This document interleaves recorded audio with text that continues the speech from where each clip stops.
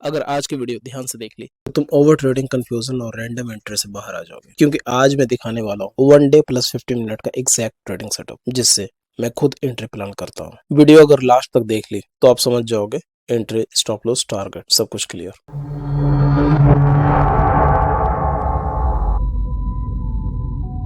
सबसे पहले एक बात समझ लो, छोटे टाइम फ्रेम पे एंट्री करना मतलब गैम्बलिंग। इसलिए हम पहले बड़ा टाइम फ्रेम लगाएंगे ताकि हम मार्केट का डायरेक्शन समझ सके, बड़े से छोटे की ओर। उसके बाद फिर 15 मिनट का लगाएंगे ताकि हमें एग्जैक्टली एंट्री का प्लान मिल सके। चलो 1 डे का टाइम फ्रेम लगाकर मार्केट का डायरेक्शन समझते हैं। जैसे ये देखो, लोअर हाई लोअर लो, फिर यहाँ लोअर हाई और फिर यहाँ लोअर लो, मतलब मार्केट नीचे आ रही है। अब चलो स्टेप 1 पे चलते हैं। हमें क्या देखना था? बड़े टाइम फ्रेम पे डायरेक्शन। 1 डे का टाइम फ्रेम हमने लगाया।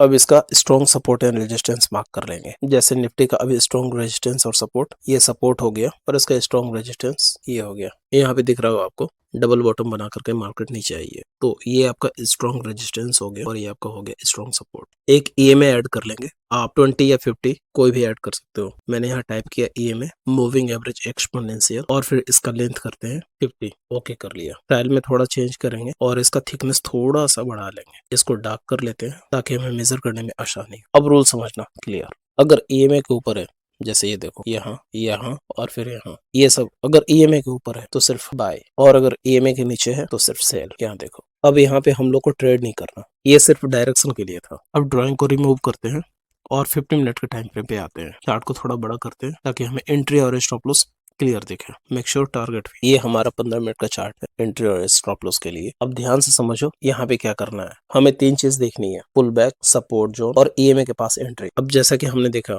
1 डे का टाइम फ्रेम पे सेल है, डायरेक्शन नीचे का है, तो हमें सिर्फ नीचे का ही देखना है, मतलब सिर्फ पुट के लिए हम लोग एंट्री बनाएंगे। अब रूल समझना, प्राइस ईएमए के पास एक रिजेक्शन कैंडल बने और प्रीवियस का लो टूटने लगे। अब जैसे सेल प्लान कर रहे हैं तो देखना, ईएमए के पास से जैसे ये आती है, इसके बाद दूसरी जो कैंडल है ये ग्रीन, ये रिजेक्शन कैंडल हो गया, और फिर ये रेड वाले कैंडल ने इस रेड वाले कैंडल को पीछे कर दिया। ये हमारा एंट्री होगा। प्रीवियस लो टूट गया। और स्टॉप लॉस क्या होगा?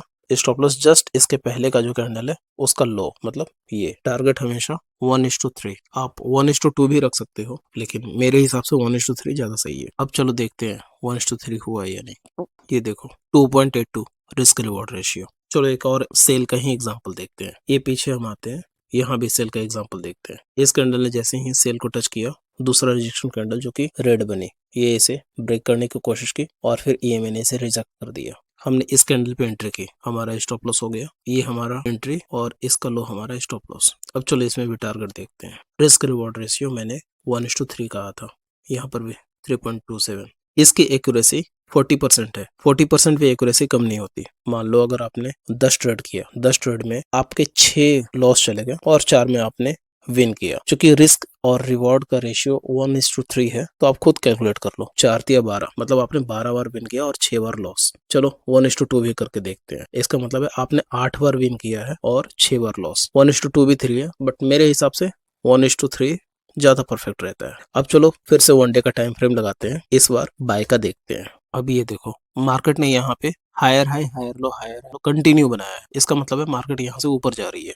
अब हमें सिंपली क्या करना होता है, यहाँ से हम लोग बाय का प्लान करेंगे 7 अक्टूबर 2025 का। 15 मिनट टाइम फ्रेम पे लगाते हैं। ये हमने मार्क किया था बाय का। सेल के टाइम पे ही रूल वही रहेगा। एंट्री हमें तब करनी है जब एक रिजेक्शन कैंडल बने। जैसे ये देखो, ये टच की और फिर इस स्क्रीन ने रिजेक्ट किया, फिर हमारा इसका लो स्टॉप लॉस और इसका हाई हमारा एंट्री पॉइंट। चलो लॉन्ग पोजीशन इसमें देखते हैं। आप चेक कर सकते हो 4.82 इसने रिस्क रिवॉर्ड रेशियो दिया है। कुछ काम की बातें आप लोग समझ लो तो अच्छा है। कुछ इंपॉर्टेंट रूल्स आप लोग समझ लो, जिससे आपकी गलतियां कम हो जाएगी। ये गलतियां मत करना, हर कैंडल पे एंट्री, 1 डे ट्रेंड इग्नोर करना और इमोशंस में आकर के स्टॉप लॉस बदलना। मान लो अगर आपने यहाँ पर भी एंट्री किया होता या फिर यहाँ पे भी एंट्री किया होता तो आपको स्टॉप लॉस हिट होता या फिर टारगेट भी मिलता तो बहुत कम मिलता। अब यहाँ पे 1 डे का टाइम फ्रेम पे देखोगे तो इसका डायरेक्शन कुछ और रहेगा, तो उसे मिस मत करना।